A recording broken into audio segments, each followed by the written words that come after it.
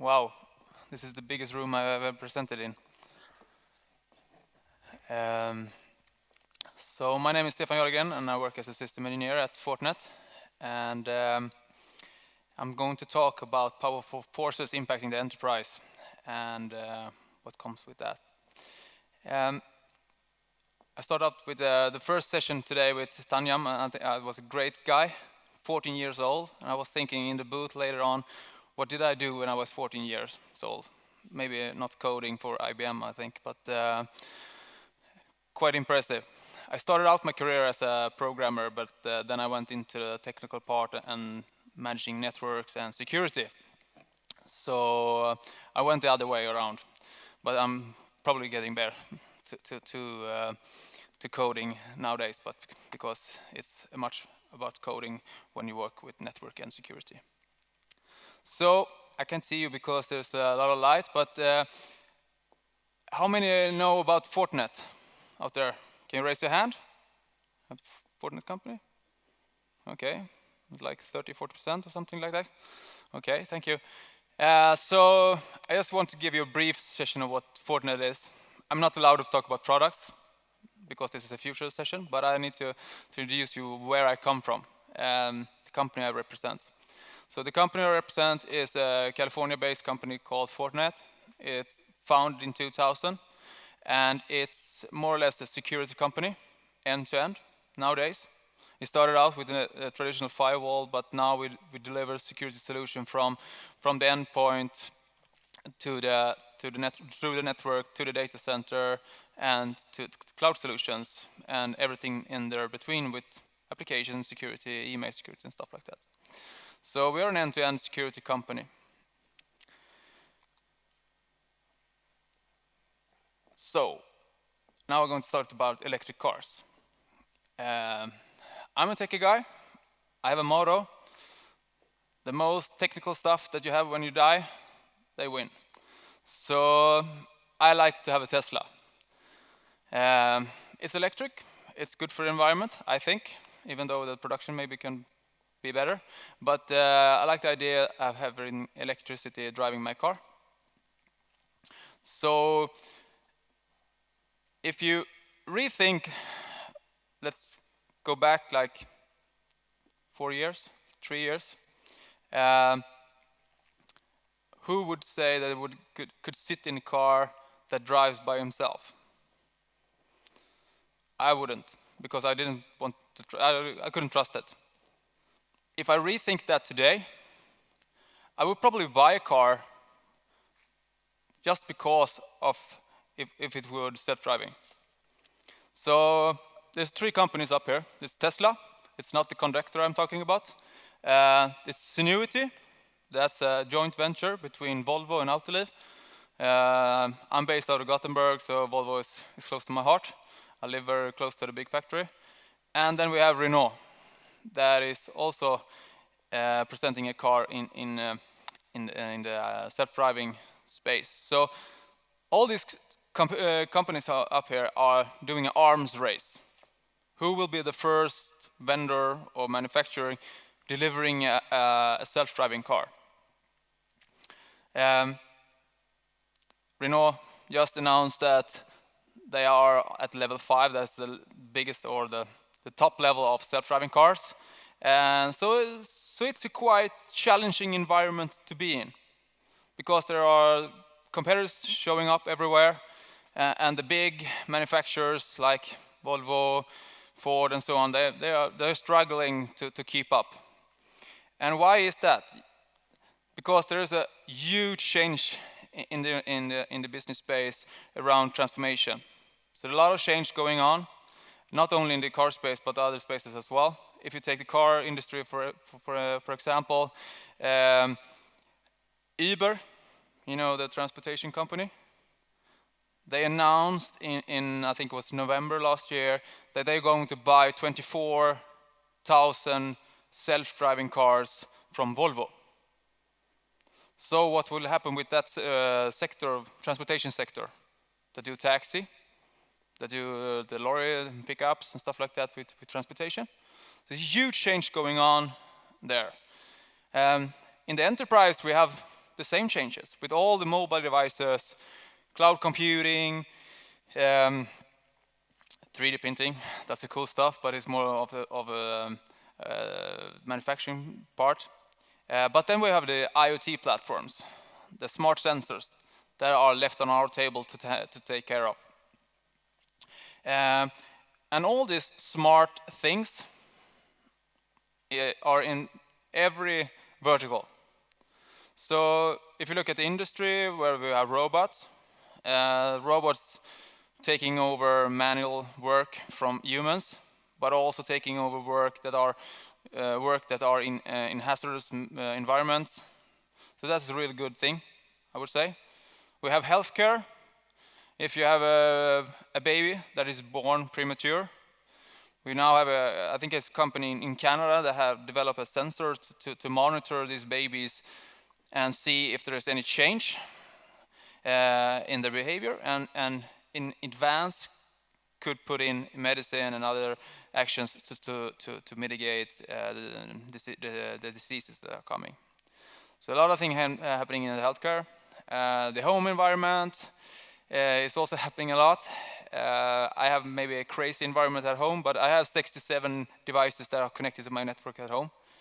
There's everything from computers, iPads from my kids, but I also have sensor for sun, moisture, wind. I also have a small agriculture environment as well, so that I have some sensors in it, just for fun. We have the cars. I drive a BMW today. It's connected. I have an app connected to the car and so on. It's a little premature if you compare it to Tesla, but it's a connected car. We have connected infrastructure. We had a session this morning about smart cities, and it's definitely something that is growing. And all these things are really good from an environment perspective, from a cost perspective and so on. But it also has some drawbacks. I will talk about it later. And then we have the agriculture. I'll talk about Tesla. The founder is Elon Musk. He has a brother. His name is Kimball. He has a product or a project called Square Roots. He's have an agriculture farming vegetables in a container in a parking lot in San Jose and in San Francisco. I think it's the one in New York as well. But it's like a closed environment, and everything is driven by sensor to get the optimal environment. It's sun panels on the top of the containers, and it's LED for artificial sunlight. And all these things are driven by what? Yeah, money. It's a lot of money in this. So everything is happening, and it's happening fast. So some examples of IoT daily stuff. Smart thermostats. I have one at home to change the heating in my house. I have a smart TV. I don't have a smartwatch. I don't have any smart clothes yet, but maybe that's the next thing. Smart diapers I have seen. Google Glasses is one thing, even though it didn't hit the market that well. But and smartphones, smart fridges. But a little bit more serious stuff is when we start measuring electricity, AVAC systems for electricity, smart housing, medical monitoring. I mentioned the thing that is monitoring babies, SCADA systems and windmills and power plants. And this is all good. We drive economy, we drive efficiency, everything is getting better and better and better. But there's also a drawback around this. And that is that everything is connected. So it's getting a little bit vulnerable.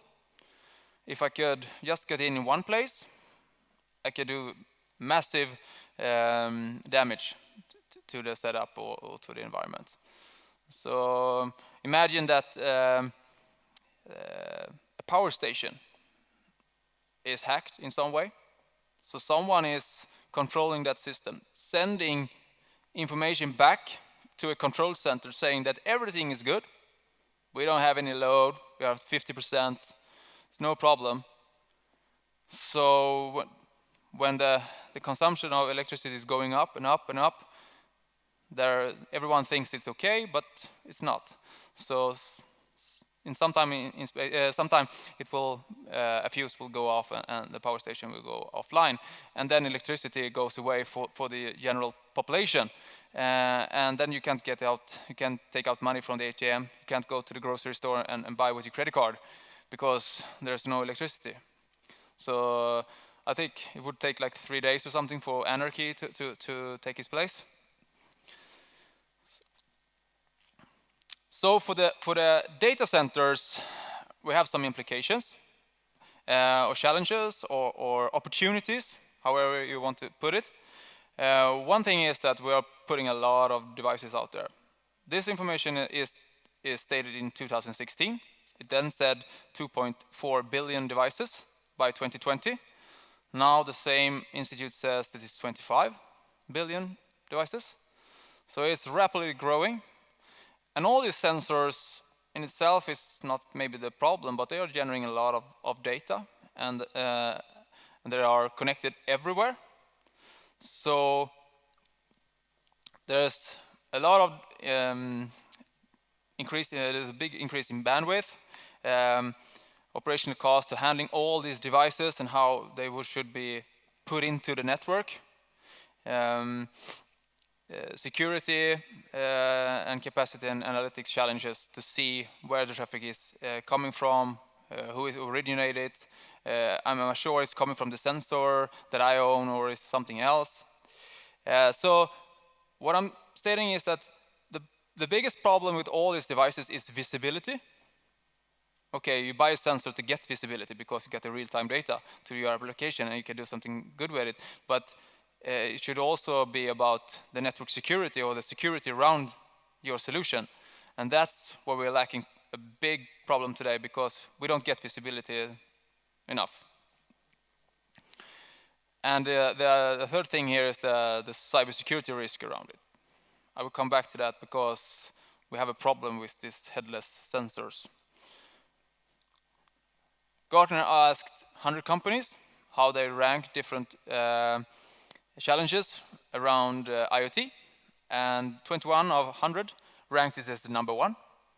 So companies admit that this is a big problem.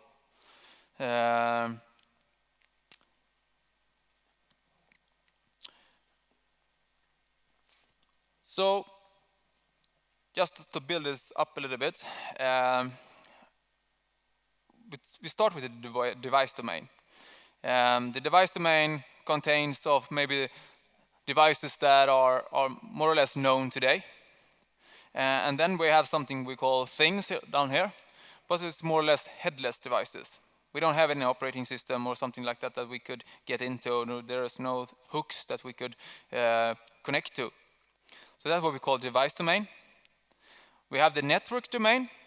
Network domain is where the usually big players around infrastructure plays their role to connect things, to transport things, get the connectivity, transport packet from A to B. We have the service domain, is more or less like where you have your compute, where you have your storage, where you host your applications. It could be a private cloud, public cloud, a hybrid between, or a legacy or general server application laying on a server. The problem is that in the device domain, we have the biggest problem. Is there the vulnerability starts. We have vendors that are focusing on building a sensor. If I look at the sensor, maybe for my sunshades that I have on my home at home, I don't think that the focus from that vendor is to build a robust, secure product. The vendor focuses on the sensor should give the application information that should bring up the shades or down the shades depending on the sunlight. It's not about harden the system or put in some kind of features that could see that everything is good on that device and send it to a central place. Because these devices, they are should be so cost efficient as possible. So they could be challenge them what do you say? It could be cost effective. So you can sell them to a good price and not too expensive. And the headless, as I said, there's a lack of standardization, so everyone builds their own. Take a Linux distribution and put it on the box. Okay, I get the operating system to work. I put my application on it. We have a standard setup on the operating system. I just put my application on it, and it works. Great. I have a version 1.0. I can go out and sell that. There's no other focus on security. So this is a big issue. So what we are saying is that security must start in the network domain. Because if you look at looking at the device domain, we have the traditional devices where we control them, or we know about them. We know their posture. We could control them. We could put traditional host security functions on them. But all the other devices that are more or less headless, we can't use that. So our approach at Fortinet is something we call the fabric. So fabric is all about get visibility. We have 3 different focus areas. The one is to learn, segment, and protect. I would say the learn is the best part, or the most important part, because you want to learn where are my critical assets. Define them. I might want to say what is my managed devices, managed IoT, tolerated IoT, devices that maybe aren't allowed to access my critical assets, but they are allowed in the network. And we have rogue IoT that we don't want into the network. We don't want to allow them into the network. So you learn, and when you have learned, you can segment.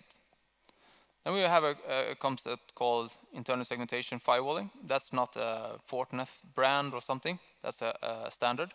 But it's all about segmenting network. Segmenting all these different kind of devices from each other. And that sounds nice. Thing is, everything is changing all the time. So we need to do this dynamically. And we can do that in different ways. I will get back to that later. But is this how we do it? And of course, in the last part we had, in the protect phase, we will put on security functions. But that's what we do at Fortinet. So, back to self-driving cars. That's much fun, more fun to talk about than security and IoT and other stuff. But Sinuity, the joint venture between Fortinet, between Volvo and Autoliv, is a company that is, the goal is to be the first one to produce a self-driving car. They have a very, very agile business model, so it's very hard for me as a vendor to keep up. They're turning all the time, coming with new demands. Now we want 10 gigs. Meet them tomorrow, they want 100 gigs. Okay. But we still want visibility. It's a company of IoT, definitely. Because in the beginning they had this huge thing put on a rack on top of the car. I think it cost like $100,000. Now they have consumed it down, so now it's more affordable. It's much smaller. Let's put it on the side mirrors on a car. 4K, they're going to 8K now, cameras. And they're telling me that we'll soon have 16K cameras and 4 of them generating sensor data. So it's a huge company, and it's rapidly growing, changing this business model all the time. I think there are 900 employees now. It's a 2-year-old company. But it's a really cool company, and they want visibility and control of the network. Because they have 900 developers. They can't keep them back because they don't want to. They want them to be productive. And these developers, they bring in new sensor, new applications by daily basis, on daily basis. And they don't have any control on their end devices. The IT department, developers, they run their own life there. So Synuity had this standard setup of a network where security should be in place in the data center and stuff like that, but they said that's not enough for us. We need security closer to the devices, closer to the developers, to gain visibility, to gain the possibility to take control when needed. So the three focus areas, learn, segment, and protect, is to what's trusted, what's not trusted, define a policy where we could build our segmentation on, and then protect. The first step is, learn, because there are new applications to install all the time. Sensors enter the network, there's a new VM put up, or 100 of them. User signs up in a new social account. What happens on that one? Who is he connecting to? What he's doing? Is he uploading something? Is it crucial information from the company with data leak prevention, stuff like that? So you put them in different silos, and after that, when you have done your work, and this could be done manually, but I don't recommend it. You should do this automatically in some way with different kind of techniques that could dynamically tag the devices that comes into the network. So the system, the fabric, helps you to do this. So you can have a security policy that is adaptive depending on what it's connected into the network. If it's a rogue device that we've never seen before, it should be handled by a separate policy. If it's a new device, but it's the same device that we already have, same flavor, same size, same version, and so on, we handle that as we handled the earlier sensors and so on. And we can also use the different elements that we build in our infrastructure to help with discovery. So come back to this picture again, and then we have the managed IoT devices, we have a managed asset, we have a critical assets, tolerated IT and rogue IT devices. And then you can start to centrally put a policy in place who should be able to talk to who based on this device tag or where it's located in the network. Maybe a restricted access for unmanaged devices and not permitted for rogue access point, rogue devices. And you should also have something called CMDB database, an inventory of all your devices. So you have a process for handling new devices. They're not allowed on a network if they're not in the database. That's like the ultimate goal if you can come to that. Otherwise you could work with what's built into the network or the fabric. And the last part is the easiest part, where you define your security policy based on who's going to talk to who. If we have a new device, what should happen? Should it trigger an event? Send it to some kind of surveillance system so we get the highlight that, okay, there's a new sensor, a new device turn up in a network that shouldn't be there, and so on. Because we don't want to end up here. I would love this one. I think it's quite funny, but it's quite serious as well, because I think it will happen. So what I'm saying is that, to conclude my session here, is that you need to rethink, in the same way that I rethink, should I put myself in a self-driving car?